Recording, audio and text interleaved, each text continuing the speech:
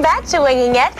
For all of you that have royal wedding fever, I know I've got a serious case of it. All of our segments coming up have to do with the royal wedding. Right, that's right. In the hot sauce today, we're talking about the proper way to behave at your own wedding. Now, the old adage is you can behave however you want. It's your wedding day, but there are some tips from the experts that'll make it even better and make your guests enjoy the wedding even more. We're going to throw the first one up on the screen right now. Here's the first tip.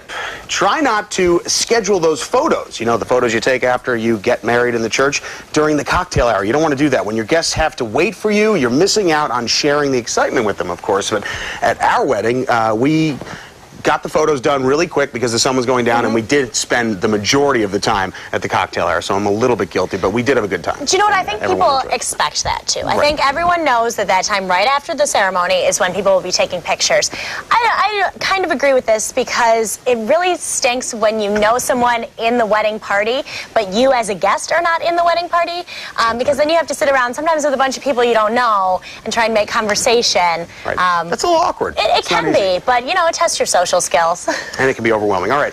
The next one we're going to throw up on the screen right now. You should always make sure that you and your spouse go to each table and greet each guest. So you should really try to do it twice. I have a problem with this one. We did it once, which was fine, and it was great, and it was probably one of the better parts of our wedding because we got to see everybody. But to get back there and do it twice, everyone's up at that point, so it's kind of hard, you know, to get around. But I think at least once definitely makes sense. Definitely, and I'm sure everyone appreciates the fact that you even have time to come over and say hello to them in the first place. Right. So twice would be like a little added bonus. Like you feel so important that they can talk to you twice, because everybody knows that a bride and groom's time at their wedding is precious. Absolutely. And you're not going to be able to sit down and chat, have a conversation about their lives. It's also the quickest day of your life. Yeah. You'll wait and you'll know exactly what I'm talking about. All right, the last one here, the last piece of advice for brides and grooms. You should also remember proper bar etiquette. Some things to remember.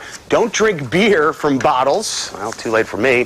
And always hold your champagne glass by the stem and not the bowl. Now, I would do that just because that would make the champagne really warm if you're holding it by the bowl, but there's other reasons as well. Yes, it's difficult, I think, to remember to hold by the stem, because it is just natural instinct to go right for the bowl of the cup. That's right. Bowl of the glass. They're throwing a lot of dishes in there. It's funny, we barely even drank at my wedding, because if you are the bride and the groom, you're not going to be drinking that much. You're going to be pulled in 1,000 different directions and meeting and greeting people, so you probably don't have to worry about that third one. Yeah. You know,